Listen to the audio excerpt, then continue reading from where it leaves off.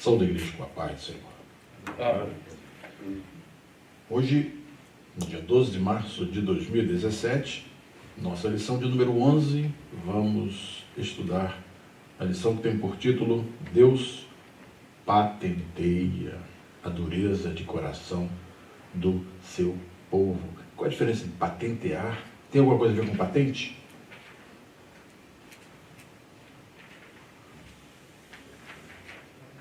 Patente tem dois sentidos, né? Basicamente, né? Quais são eles? Tornar alguma coisa patente é a mesma coisa que registrar uma patente? O pastor Abzai tem 12 patentes registradas de invenções que ele fez na Petrobras. Isso torna patente que ele é um indivíduo muito inteligente.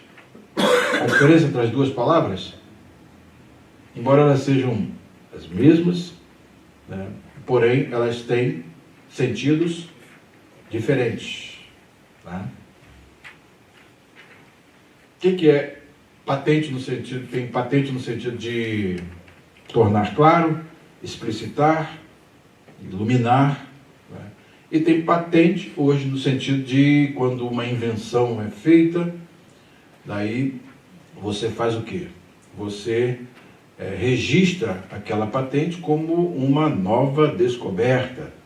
Então, a descoberta do etanol a partir do bagaço de cana é uma das patentes que foi descoberta, que foi registrada pela Petrobras, a 10ª patente da Petrobras, cujo autor dos estudos, das pesquisas, foi o pastor Abzai da Conceição Gomes.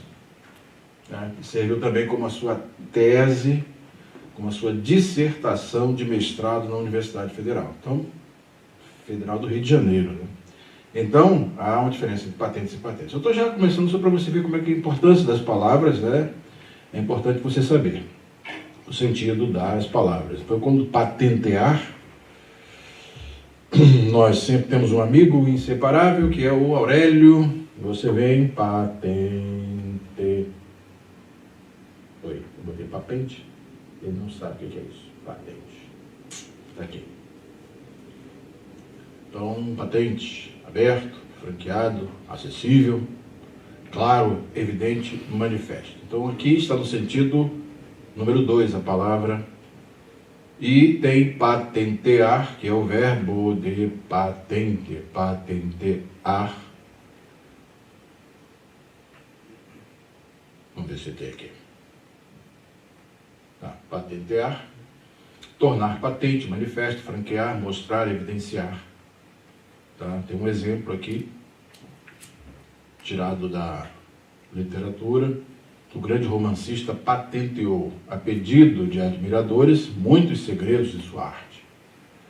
Os espertalhões que tinham sido seus rendeiros já patenteavam a prosperidade crescente. José Régios, em Histórias de Mulheres. Tá? Tornar claro, evidente, timbrou em patentear sua opinião. Então, no dicionário você vai ver que tem esse primeiro sentido que nós utilizamos, e também tem aqui, obviamente, você vai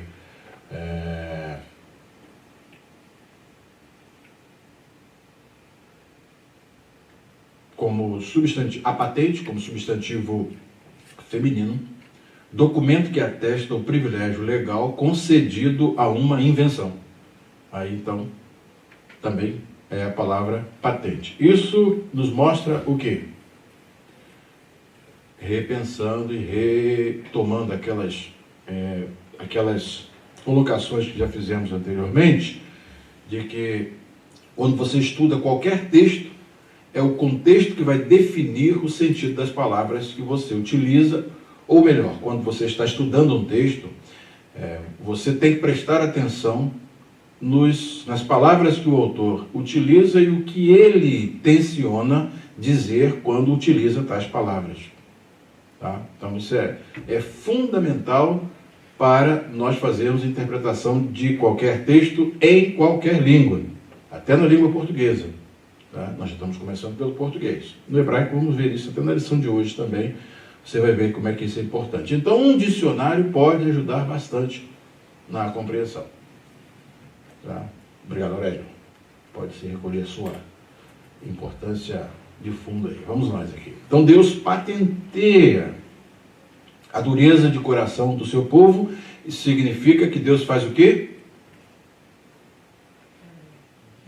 Ele torna evidente, clara, manifesta, né? E isso é feito nesses dois capítulos que nós vamos estudar hoje, o capítulo 3 e o capítulo 4. Eles estudados conjuntamente servem para dar sequência e fazer desdobramento daquilo que nós estudamos anteriormente nos capítulos 1 e 2. Lembram que nos capítulos 2 e 1, o profeta Amós, poeta Amós, né, conforme nós vimos, o texto em poesia, nós vimos que ele fez com que os seus ouvintes concordassem em gênero, número e grau com tudo quanto ele falou em relação às nações que ele foi enumerando. Por 3 transgressões de Damasco e por 4 não retirarei o castigo. Aí o povo, amém. Aí foi os filisteus, amém. E foi, né, fazendo toda uma chamada de várias nações, quando inusitadamente, o que é inusitadamente? Inesperadamente, né, ele apresenta como protagonistas que ocupam até um espaço maior dentro do tamanho das profecias, tá, dos oráculos proféticos, na extensão, e chama para primeiro plano também, na sequência das nações condenadas, Judá, representando o reino do sul, e Israel, representando o reino do norte. Aí acho que os améns ficaram encolhidos nesse momento, quando o profeta muda assim o foco, porque enquanto está falando das nações estrangeiras, é isso mesmo, mete firme, bate firme desses filisteus, bate firme nos filhos de Edom, bate firme, né, na Síria, pega mesmo. Aí quando chega, quem é que está na fila? Por isso que Deus, né, deixou o profeta para profetizar esses oráculos por fim, né? Deixou para o final. E então pega Judá e pega Israel, e aí então bate firme em Israel. E os capítulos 4, 3 e 4, eles são exatamente o quê? Uma sequência desses oráculos que começaram a pegar firme no capítulo 2. No capítulo 2, a partir do versículo de número 4 até o versículo de número 16, nós temos Deus pegando firme em Judá e Israel. E Israel, na realidade, até a comparação que você faz em relação à extensão do oráculo contra Judá e contra Israel, mostra que o oráculo contra Israel é bem maior. Do versículo 4 e 5 falam sobre Judá, que entra na mesma proporção de condenação das outras nações anteriores, das citadas anteriormente. Já Israel, a partir do versículo 6 até o 16, Deus vem enumerando as diversas maldades e pelas quais, da mesma forma como ele começou a condenar as outras nações por 3 transgressões, que nós vimos a profundidade dessa palavra, né? Transgressão, no hebraico ela tem o sentido de rebelião declarada contra a vontade de Deus, o que é confirmado, conforme nós vimos no próprio texto, em que eles fizeram o que com a lei de Deus? Eles o que fizeram com a lei de Deus? Eles esqueceram. Rejeitaram. Né? O texto está... esqueceram, né? E foi o verbo usado aqui foi uma rejeição. Eles rejeitaram a lei do Senhor e por essa questão, por essa rejeição, então eles sofrem todas estas condenações, que vão do versículo 6 ao 16, e hoje prosseguimos no capítulo 3, versículos 1 até o capítulo de número 4. Vamos até o versículo 3 do capítulo 4. Uma forma interessante que começa marcando o capítulo, a chamada é exatamente uma chamada para fazer o quê? Ouvir. Ouvir. Não é? Então está aqui o imperativo. Observem aqui, ouvir esta palavra do Senhor contra vós. Ouvir, a palavra ouvir, como verbo, ela pode ter dois sentidos. Eu ouvi que o diácono Lafayette, né, eu ouvi que o diácono Lafayette saiu feliz do culto passado. Eu ouvi. Tá? Então, é um sentido do verbo. Agora, quando você chega e usa o verbo no imperativo, então isso aí é o presente e o indicativo. Quando você usa no imperativo, você está fazendo o quê? Está ordenando ouvir. E isso está na segunda pessoa do plural. Ouvir, vós. Né? Então, ouvir esta palavra do Senhor, que o Senhor fala para vós. Tá? Quando a gente tem o texto, é importante também quando os tradutores, porque às vezes esse sentido mesmo, ele não aparece de modo muito claro na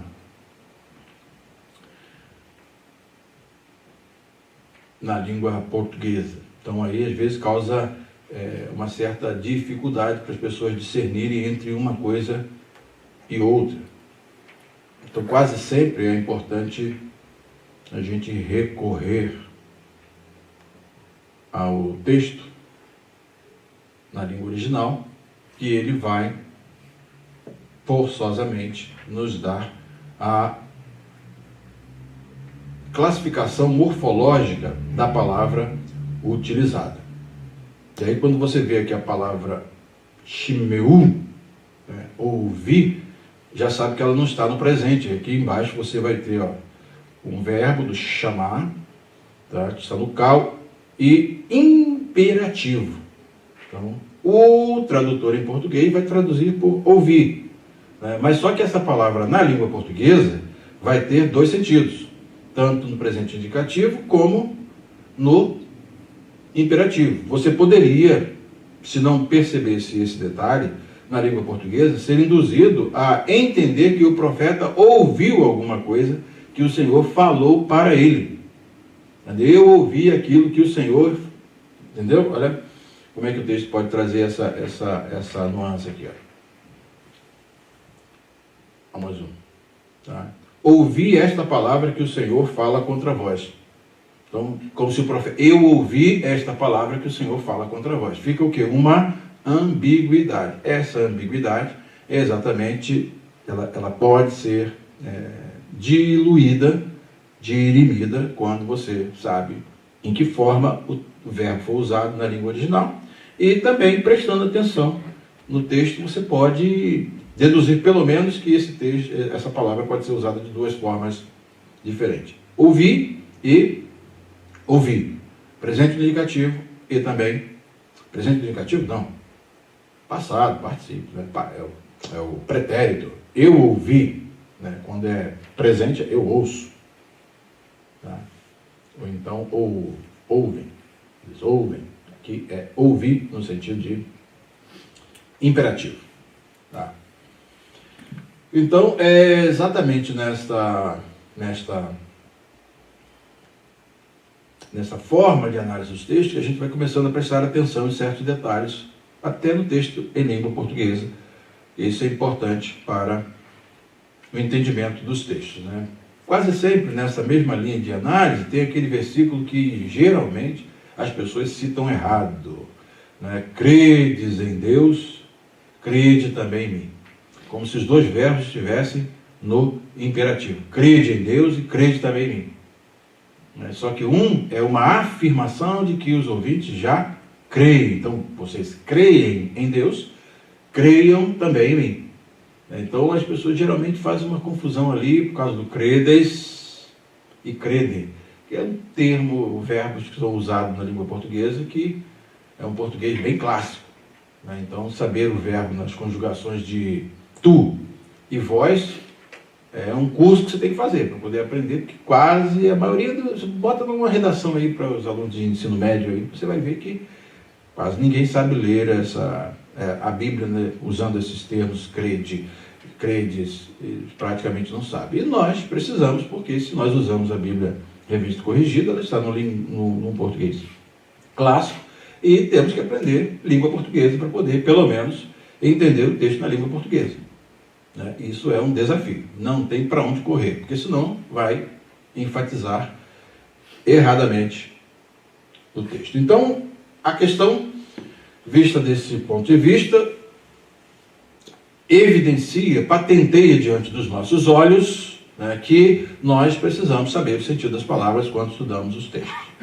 Esse é um dos primeiros aspectos do estudo de um texto. Depois tem os aspectos sintáticos, como as palavras se relacionam entre si para produzir sentido. Então, tudo isso, né, o modo como você entende pode fazer com que você, o modo como você analisa pode fazer com que você entenda de um modo errado um texto. Né? Então, é importante demais. Ok. Então, aqui nós estamos com a primeira pergunta, que é a seguinte: o que Deus disse, provando que Israel era povo especial para ele, e o que ele disse, dando a entender por que não podia andar com eles.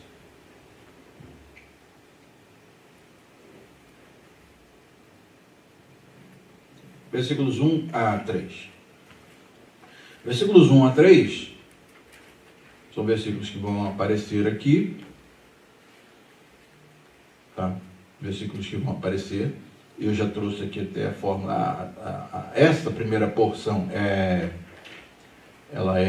pode ser distribuída, né, pode ser distribuída de modo poético, né, mas esse primeiro versículo praticamente ele é todo escrito no estilo de prosa, mas é uma prosa que pode ser colocada na forma de poesia, e é exatamente por isso que a NVI colocou desse jeito. E observem bem que aqui já se torna mais explícito o uso do imperativo. Ouçam esta palavra, vocês, vacas de Bazã, que estão no monte de Samaria.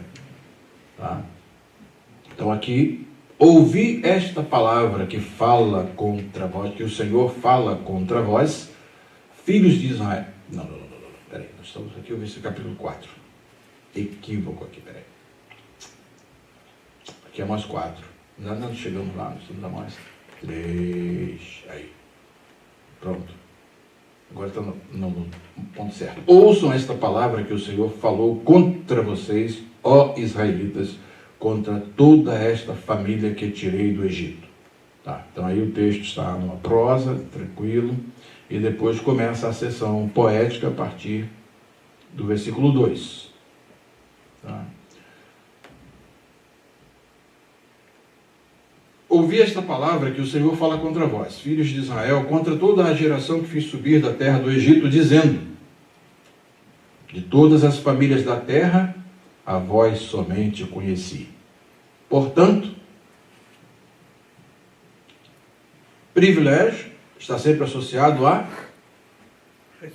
responsabilidade. Portanto, todas as vossas injustiças visitarei sobre vós. Poxa, a expectativa normal aqui não seria assim, uma coisa boa? De todos, o profeta está de bom humor, Deus está de bom humor com a gente, né? De todas as famílias da terra, somente a vós conheci. Obrigado. Então eu visitarei sobre vós todas as vossas iniquidades. Aí dá um gelo, né, Lívia? Poxa, parece que vem uma coisa boa assim, né? Esse é o tom da profecia do capítulo 3 e do capítulo 4. Tá? Porque o profeta vai ser usado por Deus para enfatizar a balança que existe entre privilégio e responsabilidade. Quanto mais privilégio, mais responsabilidade, como nós vimos na aula passada. Quanto mais luz, mais condenação. Não é? Porque as nações pagãs são pagãs. Por natureza, elas são pagãs e fazem coisas do paganismo. Agora, quando o filho da aliança, né, escolhido dentre todas as famílias da terra para ser modelo de todas as nações, quebra esta aliança, o que acontece? Maior se torna a sua punição, e Deus, como nós vimos, só age à base de capricho, múltipla escolha. ou razões morais? Capricho ou razões morais? Hoje eu não estou de bom humor com os filisteus, não. Então, é assim que Deus age? Não. Deus só age à base de razões morais. Por conseguinte, Deus agindo à base de razões morais, esta escolha que Deus faz implica em o quê? Visitação de todas as injustiças. E outra coisa, tem duas coisas que ligam, aliás, tem uma coisa que liga o povo de Deus a Deus, que é a aliança, o pacto, aquilo que Deus revelou, que deve nortear a vida dos filhos da aliança. Tá? A partir do momento que há esta quebra da aliança, rompe-se, né? A quebra, o próprio termo, a quebra da aliança faz com que haja uma ruptura de relação. Então, quando Israel escolhe as nações pagãs com os seus deuses, com a sua moralidade pagã, que moralidade pagã vocês já viram qual é, né? Nós já vimos aqui na aula passada. O que acontece? Essa ruptura faz com que o versículo 3 salte à luz. Andarão dois juntos se não estiverem de acordo? Então, se há quebra da aliança, vai haver junção? Vão andar juntos? É o que o texto está começando a fazer. E o interessante é que agora, nós vamos estudar a próxima pergunta, você vai ver uma série de perguntas chamadas retóricas. O que são perguntas retóricas? São aquelas perguntas que são feitas e cujas respostas são evidentes. Ou elas induzem para sim, ou elas induzem para o não. Tá? São perguntas de sim ou não, que a resposta é evidente. Inclusive, quando você faz uma sucessão de perguntas retóricas, é importante que você vai guardando a argumentação com as respectivas respostas para, no final, ver a conclusão a que chega o autor. Então, vamos à segunda pergunta. Quais as perguntas que Deus fez, dando a entender que nada acontece sem Ele permitir? E a que Ele comparou, a que Ele se comparou por ser o poderoso? Versículos 4 ao versículo 8.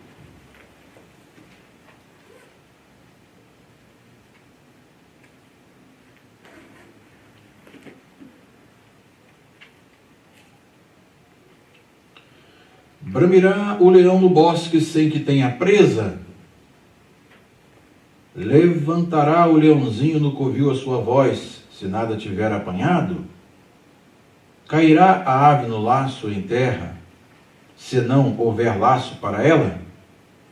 São só perguntas retóricas, cujas respostas são evidentes, são patentes. Ó, hoje nós vamos brincar aí com a semântica, né? Plurissignificação. Como, agora eu vou fazer já uma perguntinha para vocês pesquisarem. Como se chamam as palavras que têm o mesmo som em sentido diferente?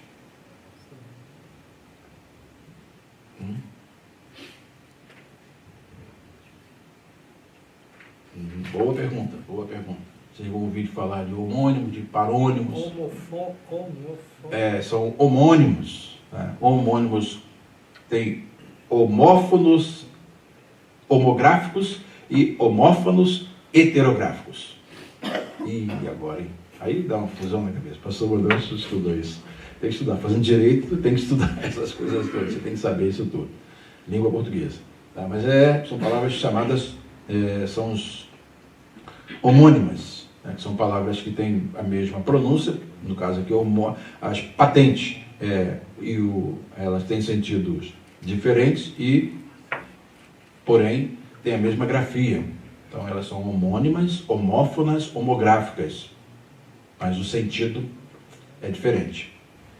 Tá? Então, só para brincar aí com quanta coisa tem dentro da gramática da língua portuguesa, hein? Da língua portuguesa, vejam só. Mas então vamos às perguntas retóricas. Levantar-se-á o laço da terra sem que tenha apanhado alguma coisa? Tocar-se-á a buzina na cidade e o povo não estremecerá? Quando se tocava a buzina na cidade, qual era a indicação? O que o arauto estava indicando? Algum perigo iminente. Algum perigo iminente. Qual a diferença entre eminente e iminente? Olha aí. A eminência se diz respeito à posição de uma determinada autoridade. Está em eminência, com E. Com E. E iminente é algo que está Pra prestes a acontecer. Então, são diferenças aí bem próximas, né? Essas já são chamadas parônimas. Parônimas. E o uso de parônimos propositadamente é uma figura de estilo chamada paronomásia. Tem tudo isso aí. Tocar-se-á a buzina na cidade e o povo não estremecerá? Sucederá. Agora, observa bem que depois de todas essas perguntas retóricas, que elas vão induzindo a resposta negativa, né, vem uma pergunta retórica que vai, por assim dizer, fechar a argumentação. Tá? Então, essa série de perguntas retóricas, cujas respostas são evidentes, vão fechar a série de... é bem didático, é poética, é didática, é tudo junto aqui, o uso do profeta Amós. Sucederá qualquer mal à cidade e o Senhor não o terá feito? Aí, qual é a resposta? Não. Tá? Não. Mas qual é o precedente? Qual é o precedente? O que precede a realização de qualquer mal? Mal aqui no sentido de a realização, por exemplo, de um juízo divino que vem por consequência das más ações humanas, principalmente na quebra da aliança. Tá? Daí, quando se diz que Deus vai fazer algum mal, não se diz que Deus não é o autor do mal. É porque vai acontecer algo em decorrência das más ações divinas, das más ações humanas, que chamam para si o juízo divino. Tá? É bem diferente isso aí na hora de fazer a teologia, é muito importante, né, para você chegar a conclusões corretas. Daí diz aqui o texto, tá? Daqui diz o texto que certamente o Senhor Deus não fará coisa alguma sem ter revelado o seu segredo aos seus servos, os profetas. Então, o que precede toda a manifestação de juízo contra o povo da aliança ou contra qualquer tipo de juízo que Deus venha a realizar é a sua revelação aos profetas, aos seus servos, os profetas. Interessante aqui que é bom que se veja que são usadas duas palavras aqui. Os profetas são chamados de servos, tá? Olha que era o mais elevado grau de posição, em termos de status, né? Os profetas estavam num grau de eminência, né? Estamos usando as palavras que a gente já usou antes. Né? Exuberante. Entretanto, eles são chamados de servos. Moisés, topo de linha na hierarquia do povo de Deus. Quando Deus fala acerca dele para Josué, diz que Moisés é o que dele? Moisés, meu servo. Meu servo. Ciro também é ungido para fazer um serviço. Tá? E Jesus, filho do homem, não veio para ser servido, mas para servir. Então, isso dá a tônica daqueles que estão numa relação com Deus e em posição de liderança. Os profetas aqui, eles são vox dei, uma expressão que os reformadores usavam. O que é? Lembram o que significa vox dei? A expressão latina que significa voz de Deus. E sendo isso tudo, eles são servos. Por quê? Porque eles estão a serviço de Deus e a serviço das suas comunidades, no meio das quais eles servem, mostrando que os seus dons são para o serviço de Deus. Então eles não se servem do dom, eles servem com os dons. Há uma diferença, né, de uma coisa e outra. Tá? Daí, quando diz que Deus não fará coisa alguma sem ter revelado o seu segredo aos seus servos, os profetas, vem a última frase aqui que completa a perícope e completa a estrofe, tá? Poética, dizendo: bramiu o leão, quem não temerá? Falou o Senhor, quem não profetizará? Tá? Então são essas duas implicações. E aí o profeta, por outro lado, tem justificado a sua fala, né? Porque Deus já bramiu como um leão e ele vem em juízo. E ele tem que revelar o seu segredo aos seus servos, os profetas. Tá?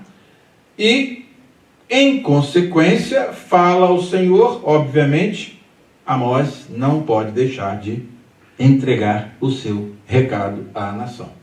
E ele faz de um modo até bonito, né? De um modo poético, né? De um modo poético, mas o propósito de Deus é realmente entregar um recado severo desses 2 capítulos aí. E então a gente tem as perguntas que foram feitas e daí a questão que começa no início da estrofe, aqui: andarão 2 juntos se não estiverem de acordo?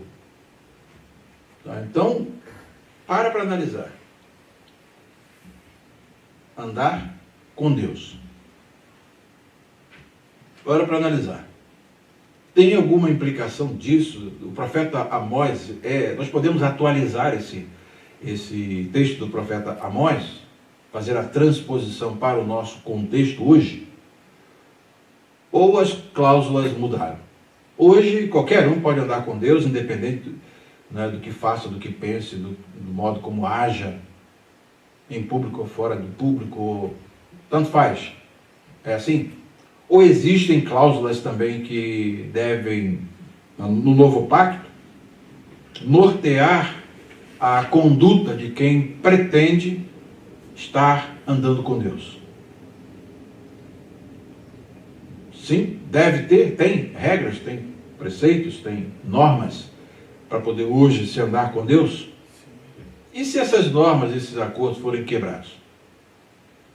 Se não estiverem de acordo esses dois? Quem professar também tem outro aspecto, né? Que às vezes pode-se ter uma profissão perfeita, mas que é negada pelas ações. Uma coisa é você dizer, né? E outra coisa é você viver aquilo que você diz. Tem essa diferença, né? Essas diferenças podem também implicar em ruptura, que depois não se exige, não se pode nem exigir. Poxa, mas espera lá, a imagem que se tem de si mesmo, não é a imagem que Deus tem de quem reivindica estar com Deus. Tem implicações sérias disso para os nossos dias? O que vocês acham? Tem, Sara?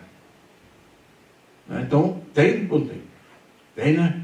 Então, uma coisa é dizer, outra coisa é autenticar o que se diz através daquilo que se vive. Então, isso é muito importante. Esse texto de Amós, ele é significativo porque todas as perguntas retóricas, elas começam aí. Andarão 2 juntos se não estiverem de acordo? Claro que não. 2 pessoas que não têm os mesmos princípios, né? Não andam com as mesmas regras. Como é que elas podem estar juntas? Associadas. Não é exatamente a reclamação que Deus tem feito ao longo de todos os nossos estudos em Isaías, Jeremias, né? Vimos Lamentações, já, essas consequências de que sempre dessas alianças que são feitas e são feitas com quem Deus não quer que faça. E essas alianças foram as que trouxeram os grandes problemas na vida do povo de Deus. E é para isso que o profeta está sempre chamando a atenção. Se vocês querem se dar bem na vida, se vocês querem ter sucesso, serem bem-sucedidos, e não querem incorrer no juízo de Deus, mantenham a aliança. Com quem? Com Deus. Então, o segredo todo está exatamente aqui, nessa puxada que o versículo 3 faz e que desencadeia tudo isso até o versículo de número 8. Porque o leão já bramiu, e quem não temerá? Falou o Senhor Deus, quem não profetizará? Tá? Isso chama a próxima pergunta, que é a pergunta de número 3. O que o Senhor Deus disse que iria acontecer de mal em Samaria, ou Samaria, em Samaria, o que o povo fazia e por isso Deus enviaria esses males sobre eles. Então aí vem quais são as razões. Vem o mal, o leão bramiu. Quais são as razões? Por quê? Capricho apenas? Ou razões morais? Deus sempre age à base de razões morais. Vejamos então versículos 9 a 11. Fazei ouvir isto nos palácios de Asdod, e nos palácios da terra do Egito, e dizei: ajuntai-vos sobre os montes de Samaria, e vede os grandes alvoroços no meio dela, e os oprimidos dentro dela. Porque não sabem fazer o que é reto, diz o Senhor, entesourando nos seus palácios a violência e a destruição. Portanto, então observa bem aqui, qual é a prédica do profeta aqui? Deus está falando contra quê? E quais são os lugares que são chamados aqui para poder ouvir? Isto o quê? Quando se fala em isto, né, aqui é uma referência anafórica, para trás, ou catafórica? Só ver se tem 2 pontos aqui na frente. Tem 2 pontos, opa, é isso aí. Ouvir o quê? Ajuntai-vos sobre os montes de Samaria, e vede os grandes alvoroços no meio dela, e os oprimidos dentro dela. Deus está mostrando o quê? Que há dentro da cidade alvoroço e opressão. Tá? E o versículo 10 clareia o versículo 9. Porque não sabem fazer o que é reto, diz o Senhor. Mas não sabem? O que significa esse não saber aqui? Não saber porque não tem o livro de Deus para poder fazer o que é reto? Ou porque tem alguma ação anterior a isso aí? O que me dizem? Tem tudo a ver com a quebra da aliança. É o versículo 4 aqui de Judá. Porque, olha aqui, porque rejeitaram a lei do Senhor. Antes se deixaram enganar por suas próprias mentiras, após as quais andaram seus pais. Ou seja, eles escolheram a ótica, ou melhor, a ética do ídolo. Tá? A ética dos ídolos é exatamente a ética que vai levar o quê? Uma sociedade à opressão. E o não saber aqui é no sentido de não sabe porque não quer saber. Que essa rejeição implica em uma rebelião, conforme nós vimos lá na palavra hebraica, pecha, está implícita exatamente uma rebelião. Então, e essa rebelião, assim como elas ocorrem nas nações pagãs, Salmo 2 é um exemplo muito interessante disso, da mesma forma, Judá, Reino do Sul, e Israel, Reino do Norte, rejeitaram a lei do Senhor. E aí escolheram andar segundo os costumes das nações pagãs. E dentro desses costumes está o quê? Violência, destruição dentro dos palácios, né, que na realidade serve como uma forma, a opressão serve como uma forma de enriquecimento, e esse ponto vai ser batido bem repetidamente até chegar lá na frente, quando o Senhor fala acerca dessa decisão feita pelo povo de Deus. Diferente de hoje, né? Graças a Deus, o povo de Deus agora não faz mais isso, tudo bem, tudo em paz, tudo tranquilo, não rejeita a palavra do Senhor, né? Isso aí é um povo bem primitivo, né? O Israel é um povo bem primitivo, então é isso mesmo, né? Isso. Hoje não tem mais isso. Hoje não tem mais isso. Será que não? Então vejam só, portanto, esse portanto é consequência. Portanto, o Senhor Deus diz assim: um inimigo surgirá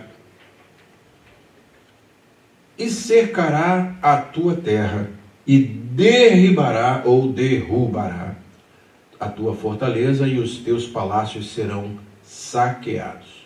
Eles estão amontoando as riquezas dos seus palácios, as coisas estão assim, né, indo muito bem. Nós temos o Reino do Norte, temos lá as elites dentro do Reino do Norte, que estão vivendo nababescamente independente da situação do povão.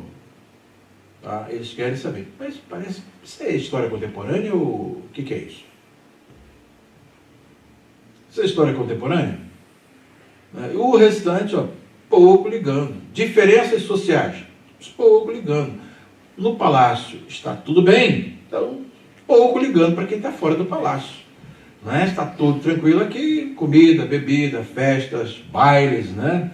Você vê, tudo isso está acontecendo ali dentro, então está tudo bem.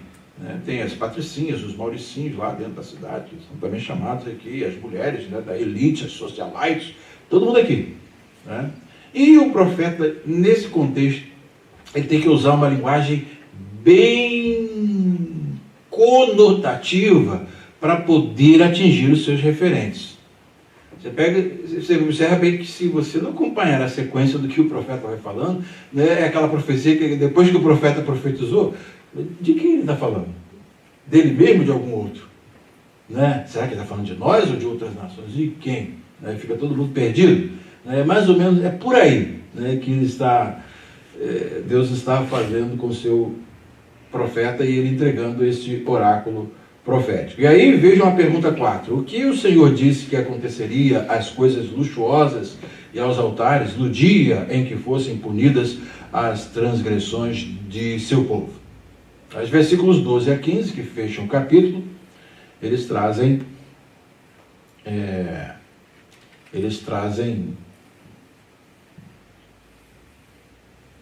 a conclusão daquilo que o Senhor falou, e diz: assim diz o Senhor. Então falou que um inimigo vem para derribar a fortaleza e derribar e os palácios serão saqueados. Aí, invisivelmente, quem é esse inimigo? Quem é o inimigo do povo? Nesse contexto. A primeira inimizade que eles criam é com quem? Com a liderança. Não, vejam bem. Quem que vai produzir esse mal que vai chegar lá? Acontecerá alguma coisa na cidade que o Senhor não tenha feito? Então, se vai derribar os palácios, se vai derrubar as fortalezas, né, se as cercas, né, os muros serão todas elas derribadas, o profeta já disse que quem é o autor disso? Quem é que vai provocar isso? Quem é o leão que vai bramir contra? É o Senhor. Então aqui, agora o Senhor age através dos seus agentes. Tem aqueles que estão e são levantados para cumprir as suas funções. Deus não vai sair lá do seu trono, mas se bem que, de certa forma, né, de um modo indireto, vocês lembram que quando nós vimos sobre a destruição de Jerusalém, e Deus estaria montado no cavalo dos babilônios lá. Não adianta que vocês não vão se defender não, porque eu vou estar no cavalo dos babilônios lá. Né? Então, quer dizer, é exatamente a primeira inimizade que surge aqui, é a inimizade contra Deus. O versículo 12 é um versículo que vai apresentar algumas figuras aqui, que elas precisam ser entendidas na questão da sua proposta semântica, qual é o sentido desse texto. E então é feita uma comparação, e essa comparação é a seguinte: assim diz o Senhor, como o pastor livra da boca do leão as duas pernas ou um pedacinho da orelha, assim serão livrados os filhos de Israel que habitam em Samaria, no canto da liteira e na barra do leito.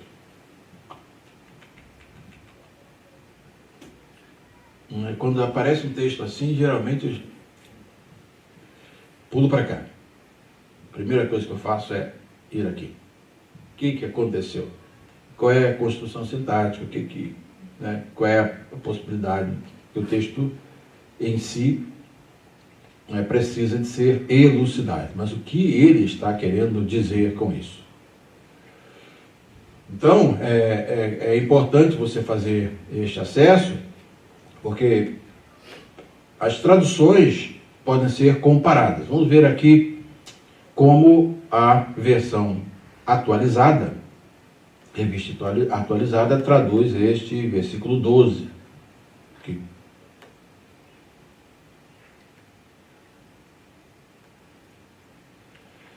O texto está falando de livramento, de que o texto na realidade está falando? São perguntas que o intérprete tem de fazer.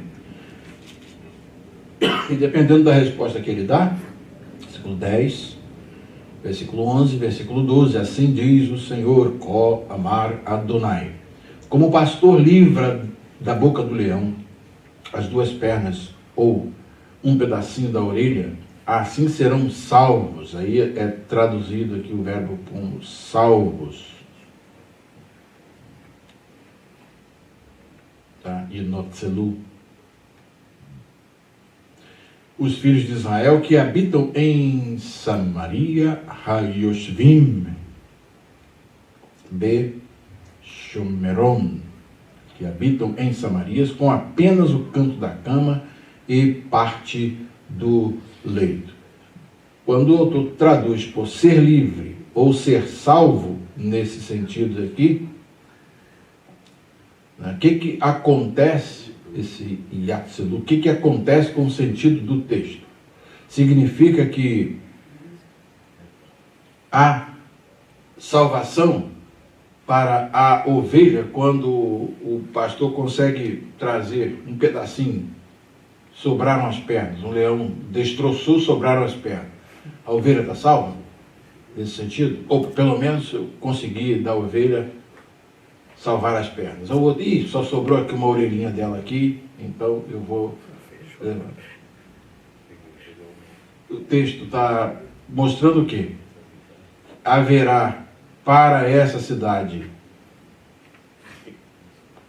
como conclusão do versículo 11, salvação ou a destruição acontecerá. Uma ovelha que você pega dela lá depois que o leão destroça uma perninha dela, ou duas perninhas dela que sobraram, ou então uma orelhinha dela. Foi salva a ovelha? Foi morta, né? Haverá destruição. Então a comparação que é feita, como o pastor livra da boca do leão, então essa tradução fica assim, dando a entender que a ovelha, poxa, pelo menos eu livrei a perna da ovelha. Mas livra a perna da ovelha, o coração já se foi, e todo o corpo já se foi. Ele livrou, quando sobra só a orelha, o leão é que se deu bem, né? Não tem absolutamente nada. E diz assim, assim serão livrados os filhos de Israel que habitam em Samaria, no canto da liteira ou na barra do leito. A tradução desse texto hebraico, você pegando aqui a versão revista e atualizada,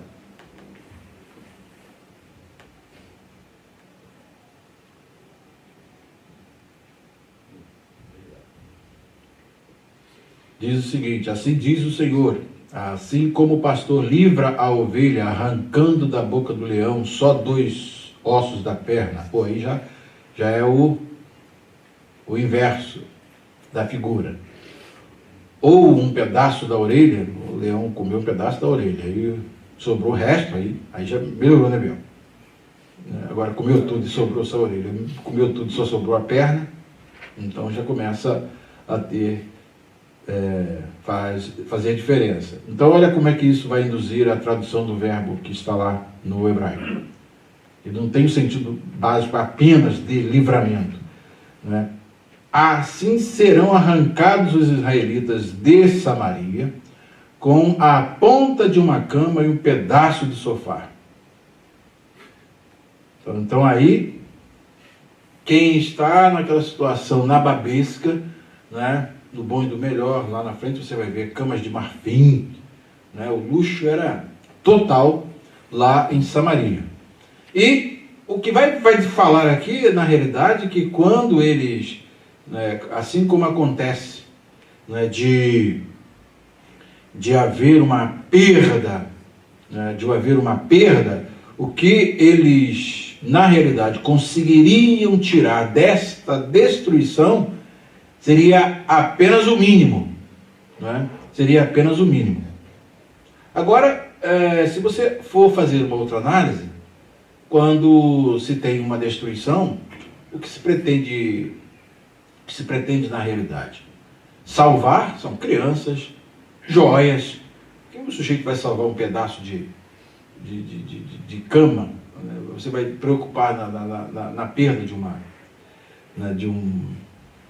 de uma casa, você vai se preocupar com o quê? Com as coisas mais essenciais. Com as coisas mais essenciais. Então, um pedaço de sofá e uma ponta de uma cama é a mesma coisa que salvar uma orelha e um pedaço de perna de uma ovelha. Então, qual é a intenção aqui do texto? Qual o propósito, o objetivo do texto? O objetivo do texto é, na sequência do que foi dito aqui, um inimigo cercará o país, ele derrubará as suas fortalezas e saqueará os seus palácios. E esta destruição fará com que os de Samaria não tenham condição de nem ao menos procurar as coisas essenciais que geralmente se procuram na época das grandes destruições. Então, vem uma coisa tão aterradora que o sujeito vai lançar a mão de uma coisa, não vai fazer diferença nenhuma. O que ele vai fazer com um pedaço de cama ou com um pedaço de sofá, ponta do sofá? Você pega o sofá, você pega o pé do sofá, opa, escapou o pé do sofá. Só se for de marfim, né? Ou só se for de ouro, né, Biel? Então, é exatamente a intenção aqui do texto é fazer essa comparação de que as pessoas estão num sobressalto tal que essas atitudes são totalmente incoerentes. Né? Então, é importante que essas duas figuras elas se completam, e aí não faz sentido também um pastor livrar a orelha de uma ovelha ou as duas pernas de uma ovelha, tá? Se a ovelha já foi destroçada. Então, dando a intenção é exatamente essa aqui.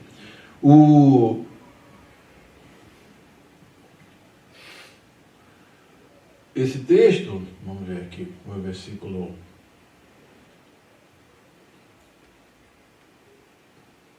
Amós 3,12.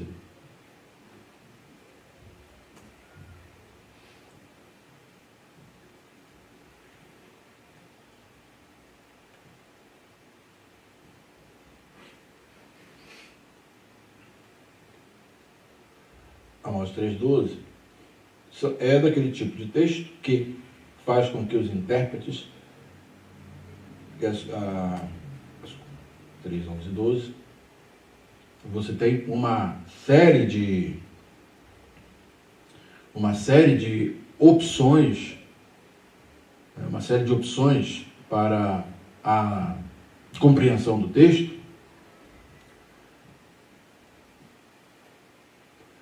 E então, uma das coisas interessantes é dito aqui. O anúncio da derrota feito por Deus, no versículo 3, 11, é confirmado quando ele proclama a destruição total do luxo nos castelos de Samaria. Suas habitações suntuosas serão completamente depenadas. O profeta mostra esse fato ao dar um exemplo tirado da experiência cotidiana de um pastor que cuida das ovelhas de seu senhor. Amós e seus ouvintes sabiam que o pastor não podia proteger o rebanho de todos os animais selvagens que rondavam os montes de Samaria. Quando uma ovelha era morta, de acordo com a lei israelita, exigia-se que o pastor recolhesse os restos e os entregasse a seu senhor. Aí tem um trecho, Êxodo 22, versículos 10 a 13, se for dilacerado, trá-lo-á em testemunho disso. Para depois o pastor não dizer que, não, como é que você vai provar aqui? A ovelha sumiu. Sumiu como? Poderia roubar a ovelha, né? Então, para evitar isso, se ele dissesse que foi dilacerado, ele tinha que mostrar uma prova. Mas vejam só a argumentação como segue. Apesar de Deus ter capacitado Davi para que resgatasse uma ovelha da boca de um urso e de um leão, a maioria dos pastores se contentaria em levar de volta ao Senhor alguns pedaços e restos. Os verbos livrar, salvar, podem estar sendo usados de modo irônico. De forma irônica, uma vez que, Na verdade, não há nada a ser livrado, ou a abrangência semântica do verbo pode estar relacionada à ideia de recuperar, como acontece em Êxodo, em Juízes 11, 26, e primeiro livro de Samuel 30, versículos 18 e 22.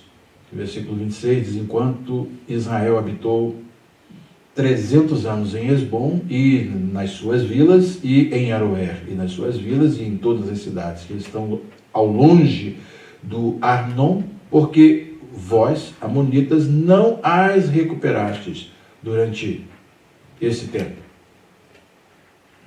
Então, o verbo pode estar sendo usado nesse sentido de recuperar. O recolhimento de duas pernas ou um pedaço de orelha enfatiza a totalidade da destruição e não que ainda restará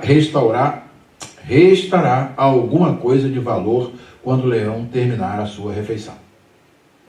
Então, resta apenas uma parte pequena e insignificante. Não há esperança de que a vida da ovelha possa ser salva. E aí, então, a segunda metade do versículo aplica essa comparação ao que restará quando os castelos abastados de Samaria forem atacados e saqueados. O verbo passivo ser salvo evita identificar quem realizará a ação e dirige a atenção para aquilo que será recuperado. Não é apresentado um equivalente para o leão, pode ser Deus, como o caso em 3, 4 a 8, ou o inimigo, como aparece em 3:11. Então, pode ser o agente por trás ou o agente visível, que é um instrumento para a consecução, para a realização da ação. Mas a ovelha corresponde à classe alta de Samaria, que possui camas de marfins, como é apresentado lá na frente, versículos 6 e 4, que dormis em camas de marfim, e vos espreguiçais sobre o vosso leito, e comeis os cordeiros do rebanho e os bezerros do cevador. Ou seja, é falando acerca das elites de Samaria. A destruição e o saque serão tão completos que só poderão ser recuperados alguns pedaços de uma cama. Então, vê uma coisa repentina. Tá? E aí ele vai, se for justificar todas os fatores que ele leva em consideração para poder chegar a essa conclusão, deixo para vocês para uma leitura posterior. Tá? Que esse texto, essa última frase, inclusive, ela já gerou tanta discussão, e ele vai fazer todo um report aqui dessas discussões, tá? Mas a ideia geral é exatamente essa descrição clara do julgamento de Deus é a resposta à violência e ao roubo que tornaram possível aos habitantes do castelo acumular suas riquezas. Tá? Então, é basicamente a forma como o juízo de Deus virá, e toda aquela suntuosidade lá de Samaria iria terminar em quê? Em absolutamente nada, e se sobrasse alguma coisa, então todo ares que eles iam ficar, que pegar um pedacinho lá da cabeceira da cama, ou então outro pedacinho de sofá, né, como se fosse uma coisa que pudesse levar nessa destruição. O que o texto diz, na realidade, é que eles serão destruídos. Tá? Então é bom quando você, como você se para diante de um texto desse, para você poder fazer as comparações necessárias, né? E aí, até aquele sentido de arrancar, também é muito próprio ao contexto, dizendo: vocês vão ser arrancados de toda essa suntuosidade como juízo meu sobre vocês, porque quebraram a minha aliança. Mas nós estamos em castelos, e os nossos castelos são bem fortificados, e temos os esconderijos aqui. Não adianta que, né, inclusive tem um texto que diz que Deus varre os esconderijos da mentira.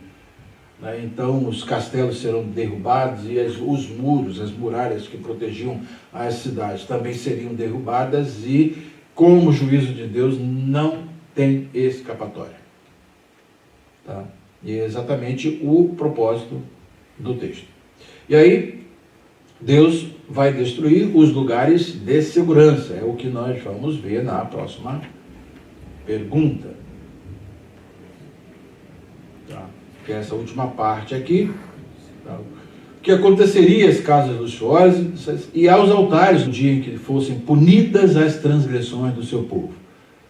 Prosseguindo então, ele diz: ouvi e protestai contra a casa de Jacó, diz o Senhor Deus, o Deus dos exércitos. Aí, quando se evoca esse título, né, Yahvé Tsebaot, né, Deus dos exércitos, mostra que aquele que está falando tem autoridade, competência e capacidade para fazer o que está falando. Porque ele é o Senhor dos exércitos, no sentido de que ele é o Deus dos exércitos, e ele tem os seus agentes na história para levar a cabo os seus projetos, os seus planos. Por isso ele fala sem nenhum medo de antemão. Aí frustra os teístas abertos, né? Diz que Deus não conhece o futuro. Né? São uns bestas mesmo. Então ele pode falar, mas mesmo ele falando, e aí? Agora ele avisou. A gente pode arrumar um jeito disso não acontecer. Tem uma forma de Deus não fazer isso acontecer. Qual é? Hein? Como é que se faz para isso não acontecer? Afirmar aliança com ele. Reafirma a aliança, se arrepende, converte, pronto, muda de rumo. Então o mal está determinado. Fatalismo? Não. Tem uma possibilidade. A aliança prevê que quando se converte, quando se volta atrás das más ações, das más atitudes, Deus também pode ter misericórdia e mudar. Não é? O problema é que Deus está falando com uma nação impenitente. O que é uma nação impenitente, Darlan? Que não faz penitência, que não se arrepende, que é contumaz. O que é contumaz? De dura cerviz. O que é de dura cerviz? Estou usando uma expressão atrás da outra, bíblica. O que significa? É aquele povo teimoso, em cima de fazer as coisas erradas e nunca que acerta o caminho certo. Hoje não tem mais isso, graças a Deus. O povo de Deus está livre desse mal. Não é? Essa recorrência aqui em fazer o mal, não sabem fazer o que é reto. Não é? Por quê? Porque vira uma contumácia, vira uma teimosia, usando uma palavra mais simples. Né? E aí então, ouvi e protestai contra a casa de Israel, de Jacó, diz o Senhor Deus, o Deus dos exércitos. No dia em que eu visitar as transgressões de Israel sobre ele, também visitarei os altares de Betel, e os chifres do altar serão cortados e cairão por terra. E derribarei a casa de inverno com a casa de verão. Então aí, meu amigo, nessa época, luxo não vai valer nada. E as casas de marfim, casa de marfim, já imaginou? Você sabe o que é marfim, sabe? Sabe o que é marfim? Lembram o que é o marfim? Aquela presa do elefante, coisa raríssima, né?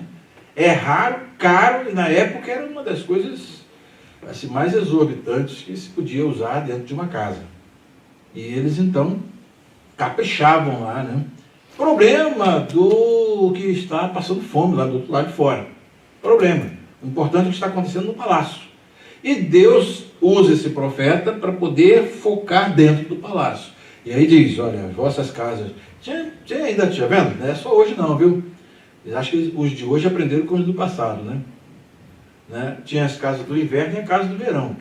Né? Então, porque aqui nos Estados Unidos dá para ter isso também, né? A gente pode ter a nossa casa de inverno aqui e a casa de verão lá na Flórida. Não é? Porque lá está sempre calor. Né? Inclusive agora a Casa Branca tem a Casa Branca aqui que pega o frio e tem lá na Flórida o final de semana no calorzinho dá até para jogar golfe. Está tranquilo. O que Deus está dizendo aqui? Essas coisas que hoje existem, isso aí já naquela antiguidade, eles já tinham essa mentalidade. Isso aí vem desde as práticas dos palácios pagãos, dos reis pagãos, isso aí já vem há muito tempo. Não é novidade, não é invenção contemporânea. E as casas de marfim perecerão, e as grandes casas terão fim, diz o Senhor. Tá? Então esse aqui é o contraste, né? É o contraste que é pintado. Né? Hoje você vê, né?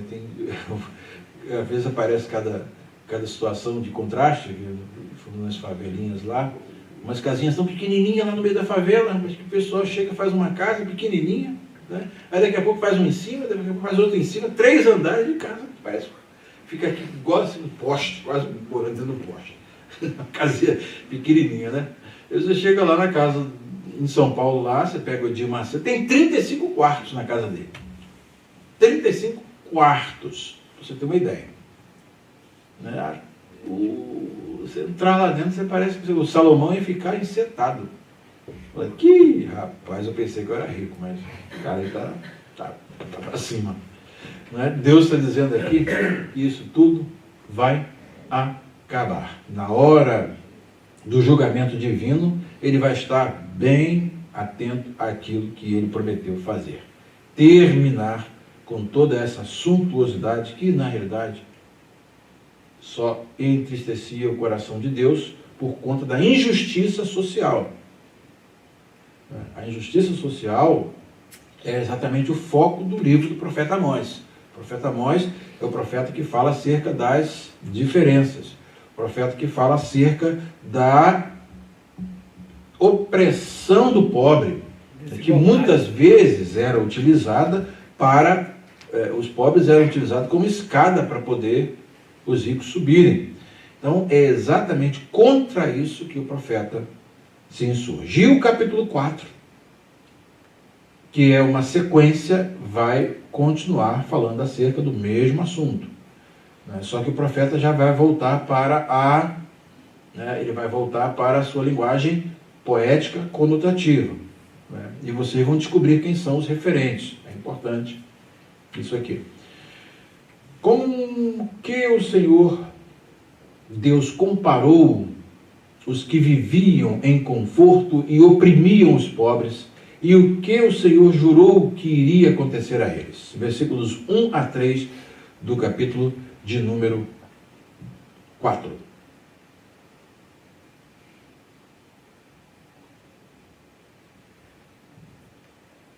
Ouvi esta palavra, vós, vacas de Bazã, que estás no monte de Samaria. Isso aí vai me lembrar do pastor Jair, né? Quando fizeram, já contei para vocês, né? Fizeram um estrago naquela música Em Jesus Amigo Temos, fizeram um arranjo para aquela música, né? E aí uma irmã cantou, né? Em Jesus amigo temos, mudou o ritmo todo e depois em Jesus amigo temos. Aí botaram no culto de oração, na hora da oração. Aí tinha acabado de sair, né? O lançamento do CD. Aí botaram lá, o pessoal na época tinha fita. Aí que o pastor já ia no culto, nós estamos tudo em espírito de oração, o pastor já tira essa vaca daí! Aí a Maria Antônia olhou para trás, ué, como é que a vaca entrou na igreja? Era novinha na igreja, né? Ela estava chegando na igreja ainda, chegou, tira essa vaca daí, depois que a gente foi. Eles lá já conheciam o pastor Jair há muito tempo, né? Aí tiraram lá aquela música e tal. Aí o pastor Jair, depois que não foi saber que aquela senhora estava sendo chamada de vaca, né? E aqui o profeta Amós também fala acerca das vacas de Bazã. Quem são elas? Que estás no monte de Samaria. Você imagina logo as vacas, e Bazã é uma região muito boa, que tinha umas vacas excelentes, de excelente qualidade, pastando, né? Mas quem são elas, de fato, de verdade? Né? Que oprimis os pobres. Ó, vaca que oprime pobre, aí você já começa a ver que o campo semântico está totalmente mudado. Isso aí será que isso tem a ver com homem, com ser humano, com gente? É ou não? Que oprimis os pobres, então, peraí, vaca que oprime o pobre, o que o profeta está dizendo? Está falando de quem? Eles deviam ficar tudo numa expectativa, né? Deixa a profecia acontecer para poder a gente saber, né, de que, na realidade, está dizendo. Que oprimis os pobres, que quebrantais os necessitados, que dizeis a seus senhores, dá cá, bebamos. Vendo o texto, no original hebraico, nós temos a versão revista e... Vamos ver aqui, a revista e... Isto...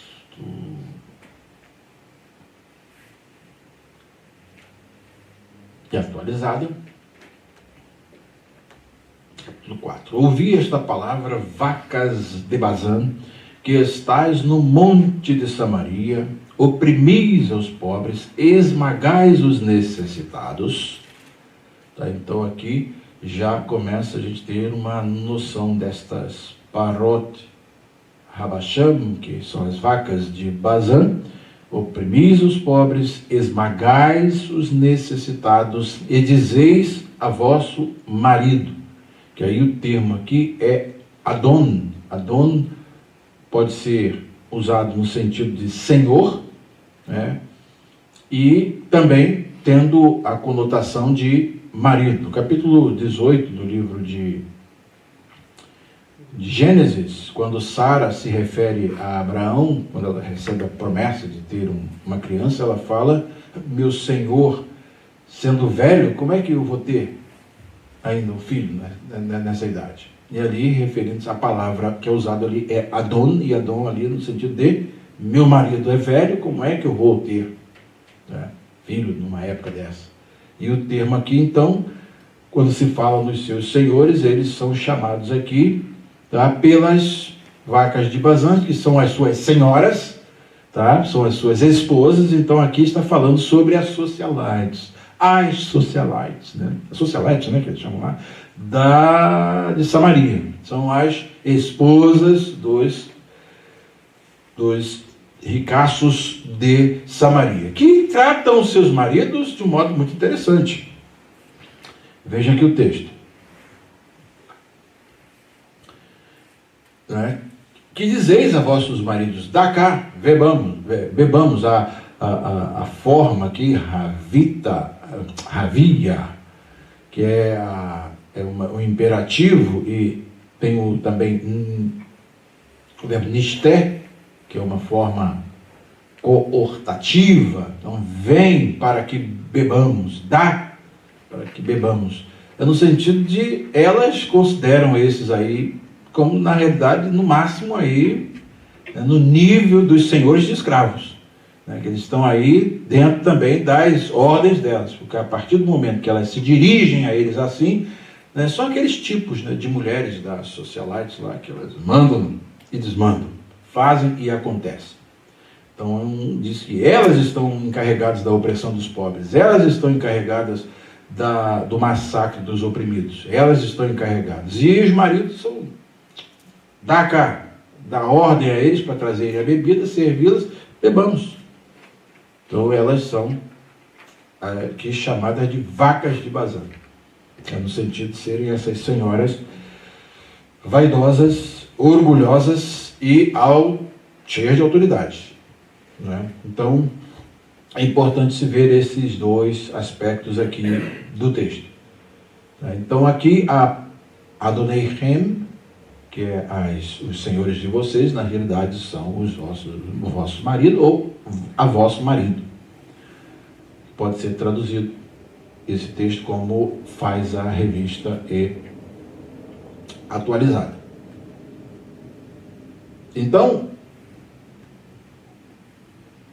elas, na realidade, estão dentro daquela vida nababesca, vivendo dentro dos palácios com as suas camas de marfim, comendo do bom e do melhor, e o restante para elas são como que são servos dos seus desejos, né? Fazem aquilo que eles fazem aquilo que elas querem, tanto os que trabalham para elas, como aquelas que eles oprimem, que são os pobres e os necessitados, né? Geralmente, né, são eles que são usados para poder manter essa opulência, e ainda dão ordem aos seus senhores, dai cá, e bebamos.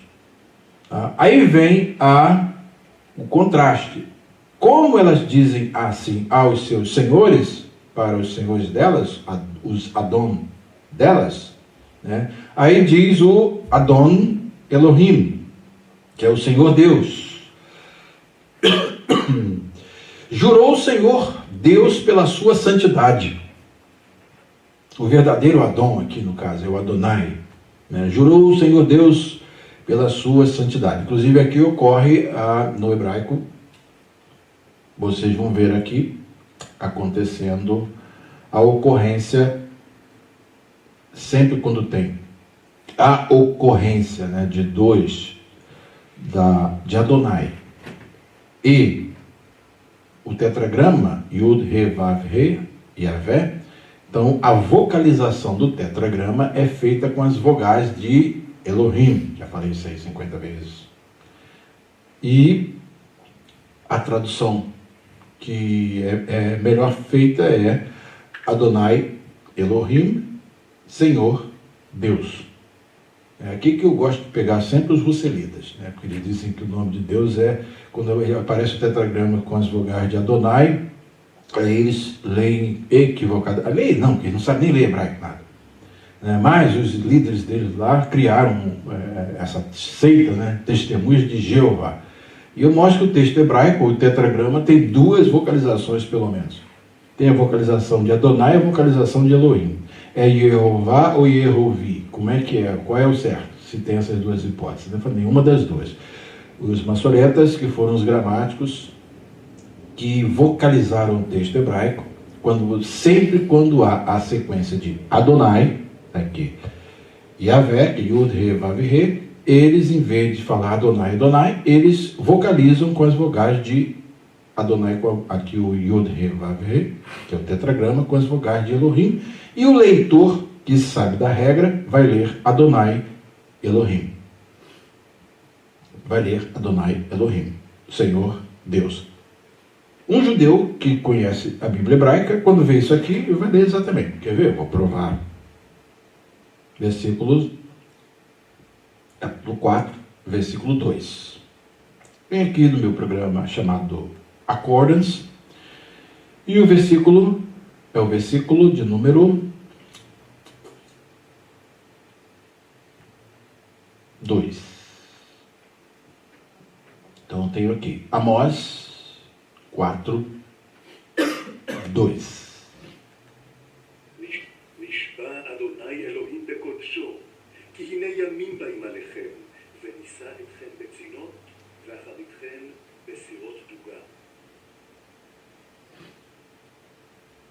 Um pouquinho mais alto aqui, olha aqui a sequência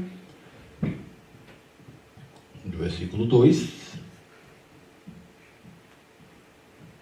15, 1 e o 2. Aqui. Nishba Adonai Elohim. Aí você pega o texto. Nishba Adonai Elohim bekodsho, ki hine yamim ba'im alechem, venisa etchem betzinot, ve'acharitchem besirot duga. Viu a poesia? Inclusive, a forma como ele recita poesia. E aqui ele lê, como os maçoretas intentaram, Adonai Elohim. Olha, preste atenção no início. Olha. Nishba Adonai Elohim bekodsho, ki hine yamim ba'im alechem, venisa etchem betzinot, ve'acharitchem besirot duga. Uma forma como é lida. Então é importante fazer essa distinção. Uma vez, quando eu comecei a mostrar isso para um grupo que foi lá em casa, vamos embora, gente, o homem está querendo até que a gente fale grego. Aí saíram fora e nunca mais apareceram lá na minha porta. Vocês têm que aprender para poder botar esse pessoal para correr. Viu? Aqui eu já botei. Mas vamos lá, esse programa aqui é um programa muito bom, viu? Isso aí você tem todos os textos do Novo Testamento e Antigo Testamento lidos na língua original, com análise sintática aqui, usando o último modelo de análise sintática apresentado dentro da academia hoje, e os gramáticos contemporâneos que utilizam esse modelo aqui de análise sintática são os maiores. Então aqui o texto que aparece aqui em cima, ele aparece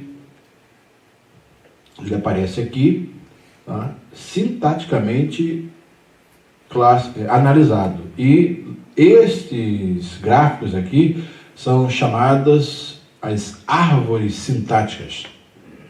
Então, a árvore sintática é uma das maiores, das mais contemporâneas descobertas, e utiliza as matrizes disciplinares, as mais contemporâneas. Por isso que esse programa aqui é um dos mais atualizados em termos de análise sintática do texto original, tanto hebraico como grego. E aí você tem aqui nesse programa todos esses aspectos, mas isso aí já é para um curso mais avançado. Ele usa o programa minimalista do Noam Chomsky. O programa minimalista do Noam Chomsky é um programa que Chomsky criou para fazer análise sintática. Então, dentro da chamada gramática gerativista, na sequência dos desenvolvimentos, surgiu esse programa minimalista que ele criou um framework, que eles chamam, que é um arcabouço teórico para se fazer análise sintática de um modo mais preciso. Então, esse programa minimalista é o que as gramáticas mais contemporâneas já se utilizam desse programa minimalista. Então, esse do Noam Chomsky é o pai da linguística contemporânea.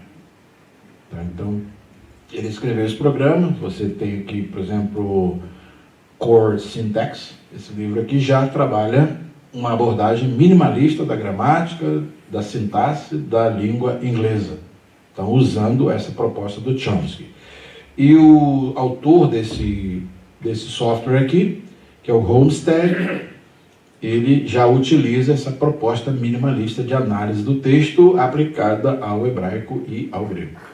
Então, inclusive, foi tema da dissertação ou tese de doutorado dele. O Homestead usou aqui o programa minimalista do Chomsky, por exemplo, para analisar, para fazer, qual foi a tese de doutorado dele. Foi exatamente a cláusula relativa no hebraico bíblico, né? Uma análise linguística. E essa análise linguística é baseada já na proposta minimalista. E então a empresa que é responsável pelo Accordance, pelo software, o convidou para poder fazer este software. E hoje os tradutores de Bíblia no mundo inteiro já têm aqui isso gratuito, todo o texto bíblico analisado sintaticamente. O que precisa aprender são essas nomenclaturas, para saber como as cláusulas aqui, mais simples ou mais complexas, como elas se relacionam sintaticamente, o que significa cada um desses indicativos. O P significa predicado, o C é um complemento, o A é o adjunto, e aí vai, por aí afora. O F é um especificador, tudo isso já vem a nomenclatura para você poder saber isso aí. É o topo de linha, esse software aqui. Esse é bom, viu? Esse é bom. Voltemos ao nosso texto.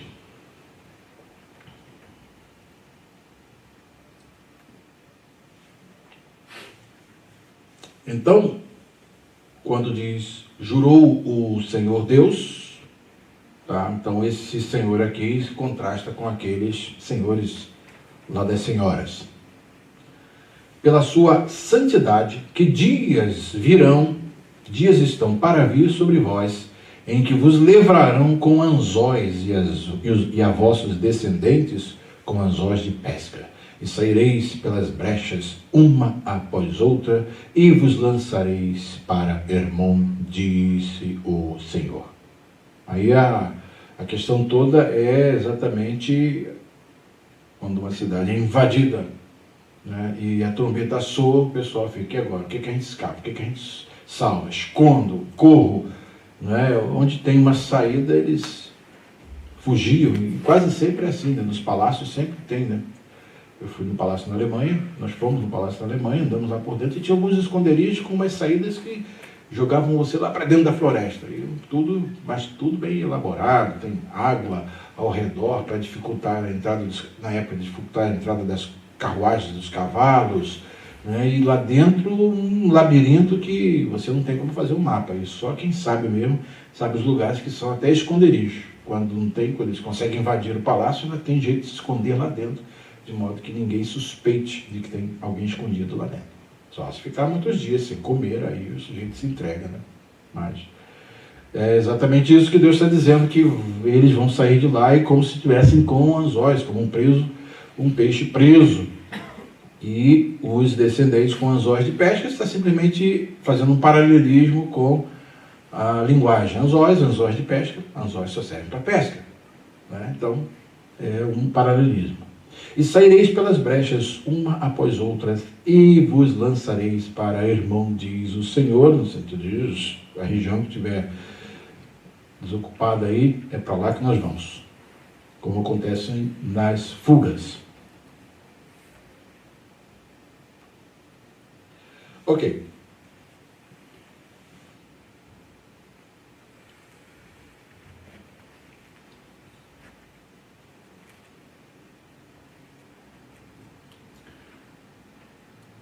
O que o Senhor Deus disse que os filhos de Israel eram convidados a fazer diariamente e assim multiplicavam as suas transgressões. Então aqui, dos versículos 4 e 5, falta aqui o chapter, no capítulo 4 e 5, dizem: vinde a Betel e transgredi. O convite que é feito. A Gilgal e multiplicai as transgressões. E cada manhã trazei os vossos sacrifícios e vossos dízimos de 3 em 3 dias, ou de 3 em 3 dias os vossos dízimos. E oferecei sacrifício de louvores do que é levedado. Era assim que eram feitos na época? O que vocês estão observando aqui? A convocação aqui é uma convocação séria ou uma convocação irônica? Baseado no que eles estavam acostumados a fazer. Sem ler as cláusulas finais. O que vocês acham? É uma convocação irônica. E apregoai sacrifícios voluntários. Parece que é um discurso assim, mas quando tem uma coisa assim, oferecer sacrifício de louvores do que é levedado, fermentado, era uma coisa abominável se pensar isso num culto de Deus quando o ázimo era o privilegiado. Então, tem alguma coisa errada aqui. E publicai-os, mas quando se convoca, as primeiras fases não deixam em equívoco, você não tem uma forma de entender errado o texto. Vinde a Betel e transgredi. Betel, que é o centro idolátrico, transgredir. E Gilgal e multiplicai as transgressões. Então, isso é uma convocação que o profeta não está fazendo, mas na realidade a convocação é para o que sempre eles faziam. Tá? E aí, vejam o finalzinho aqui. E apregoai sacrifícios voluntários e publicai-os, porque disso gostais, ó filhos de Israel, disse o Senhor Deus. Então está simplesmente fazendo menção aqui. Há coisas que o povo fazia porque gostava. O culto nosso é assim. Então o culto deles tem sacrifício do que é levedado, tem adoração pagã, tem tudo, é aquela mescla. E esse é o nosso culto a Deus. E é um culto que está baseado em quê? Nos ensinamentos da palavra de Deus? Ou é um culto que eles simplesmente acharam que tem que ser feito assim, e totalmente fora, numa contradição de termos em relação ao que Deus ensinou que é realmente o culto? O que vocês acham? Eles escolheram uma forma de culto totalmente contra a vontade de Deus, explícita, clara, e por conseguinte, é isso aí. Nós gostamos desse tipo de culto. Isso, logo mais, vocês façam alguma implicação disso para os nossos dias. Tem isso hoje? Tem isso hoje. Eles tiram várias coisas do culto segundo a Bíblia. Tiram o véu das irmãs, tiram o pão ázimo para a ceia, tiram o batismo em rio, e depois se colocam as coisas que eles acham que tem que colocar no lugar. Ministério da coreografia. Aí pronto, vai todo mundo dançar lá. As mulheres começaram com isso lá na igreja e tal. Deu agora o ministério da coreografia. Então tira o que é de Deus e coloca aquilo que eles gostam, que eles acham que é bonitinho, que serve para o culto. Tiram os hinos sacros, esse negócio de cantar hino da harpa. Isso aí é coisa do passado, e vai cantar as coisas que o senhor falou que é coisa lá da MK Publicitar. Muitas coisas que tem lá. E é exatamente isso aqui que o profeta está falando. Não é disso que vocês gostam, ó filhos de Israel, diz o Senhor. E aí, veja bem que escolher o que gosta tem suas consequências. Próxima pergunta, 7ª, diz: quais as coisas más que o Senhor Deus disse que já estava vindo sobre os israelitas e eles, mesmo assim, não se converteram a ele? Versículos 6 a 11 dizem o seguinte: por isso também vos dei limpezas de dentes em todas as vossas cidades e falta de pão em todos os vossos lugares. Nem sempre dente sujo, né, Biel? Dente sujo é uma má coisa não, né? Porque aqui não tinha nem com que sujar os dentes. Eu não tinha comida para comer, então dentes limpinhos sempre, porque eu não tenho o que comer. Né? Depois fica aquela caveirinha lá magrela, só com os dentes aparecendo. Né? É mais ou menos a figura aqui. Falta de pão em todos os vossos lugares. Ah, então vale, né? Mandou a fome para eles. Resolveu? Contudo, não vos convertestes a mim, disse o Senhor. Além disso, retive de vós a chuva, faltando ainda 3 meses para a ceifa. E fiz chover sobre uma cidade e sobre outra não fiz chover. Mas a chuva está no controle de Deus? Ainda hoje, será? O que vocês acham? Ou Deus já perdeu o controle da chuva? Ainda é controle de Deus, Faete? Hein? Deus está no controle? Então ele fez chover numa cidade, sobre a outra ele não fez chover. Sobre um campo choveu, mas o outro, sobre o qual não choveu, se secou. E andaram errantes 2 ou 3 cidades, indo a outra cidade. O sujeito vai, poxa, na cidade tal choveu, então vou para lá. Quando chega lá, aí a maldição está com ele, né? Aí a seca chega. Só ele chegar lá, pronto, Deus já não manda mais a chuva. Então é um problema sério, né? Porque o problema não está com Deus, o problema está com o sujeito. Diz aqui, você é o problema. Quando você chega, o problema chega junto. É o que sai mais ou menos sendo dito aqui. E andaram errantes 2 ou 3 cidades, indo a outra cidade para beberem água, mas não se saciaram.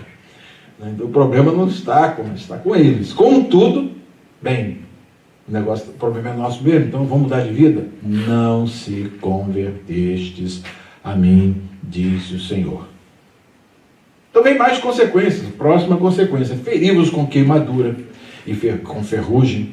Aqui na NVI, até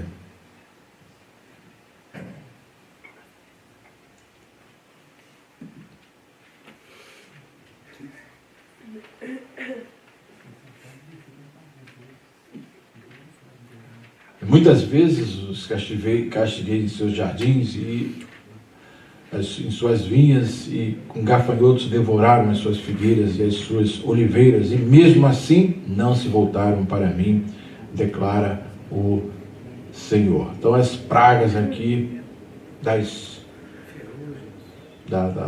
plantação, a multidão das vossas hortas e das vossas vinhas e das vossas figueiras e das vossas oliveiras foi comida pela locusta. Então, igual Joel, né?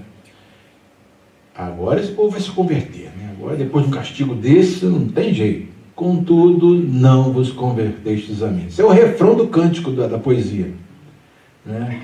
É o refrão do cântico, disse o Senhor. Enviei a peste contra vós.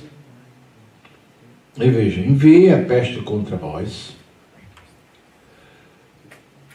à maneira do Egito, né? Os vossos jovens matei a espada, e os vossos cavalos deixei levar presos, e o fedor dos vossos exércitos, cadáveres insepultos, principalmente na época da guerra de Jeroboão com a Síria, em que ele fez, né, sofreu uma derrota terrível, muitos jovens morreram. Toda essa declaração que a gente vê aqui ainda está antes da derrota política, mais à frente, pelo rei da Assíria. Isso aqui foi dos sírios. E o fedor dos vossos exércitos fiz subir aos vossos narizes. Pronto, resolveu? Contudo, o refrão: não vos convertestes a mim, disse o Senhor. Subverti alguns dentre vós, como Deus subverteu a Sodoma e Gomorra, e vós fostes como um tição arrebatado do incêndio. O castigo que caiu sobre a cidade de Sodoma e Gomorra, que levaram à destruição total, também caiu sobre eles lá. Provocou, né? O livramento veio no finalzinho. Aí agora esse remanescente agora vai virar crente. Esse agora vai me obedecer, vai fazer acontecer. Refrão: contudo, vos não convertestes a mim, diz o Senhor. Daí vem a conclusão, que é o portanto que fecha a nossa lição.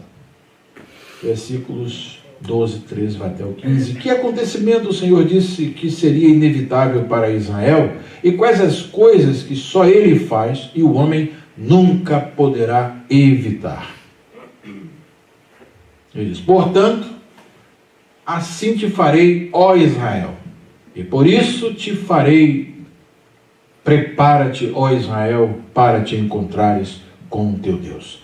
Essa preparação aqui tem conotação, tem sentido positivo ou negativo? O que está vindo aí na sequência? Juízo. Então esse preparo, eu já vi muitas festas até com esse sentido: prepara-te, Israel, para se encontrares com o seu Deus. O encontro aqui não é um encontro bonzinho, não é um encontro de um marido, né, apaixonado por uma esposa, nada disso não. É um encontro aqui de um leão que está bramindo, como ele se apresenta lá, e daquele Senhor dos exércitos que vem com os seus exércitos para punir Israel por causa do seu comportamento. Então prepara-te, Israel, para te encontrares com o teu Deus, porque ele é o que forma os montes. Isso aqui é até um cântico, se você observar a poesia. Porque ele é o que forma os montes e cria o vento, e declara ao homem qual é o seu pensamento, o que faz da manhã trevas e pisa os altos da terra. Senhor, o Deus dos exércitos, é o seu nome. Então, como ele não faz nada sem antes usar os seus servos, os profetas, ele está então mostrando o que vem na frente, e mesmo os castigos enumerados não fizeram esse povo se converter. O que vem na sequência é um lamento sobre Israel, que é o que nós vamos estudar na próxima lição. Então, que nós possamos tirar desse texto lições para o nosso dia a dia. Andar com Deus tem as suas implicações. É um privilégio, mas também é uma responsabilidade. A todo grande privilégio corresponde a uma grande responsabilidade. E o que esta nação está nos ensinando é o quê? Quais são as lições que a gente aprende com essa nação? A atitude deles de contumácia, teimosia, resolve. Contra Deus, resolve. Revolta, rebeldia, resolve. Soluciona o problema? Não, causa mais problemas. Então que essa não seja a nossa atitude, mas que ao soar a voz de Deus, através dos seus servos, os profetas, que nós possamos tomar a posição esperada de Deus, que é voltar, reconhecer o erro, converter-se e mudar de rumo para que a bênção de Deus seja sobre nós. Que o Senhor nos abençoe e até o próximo estudo. Obrigado pela paciência de vocês.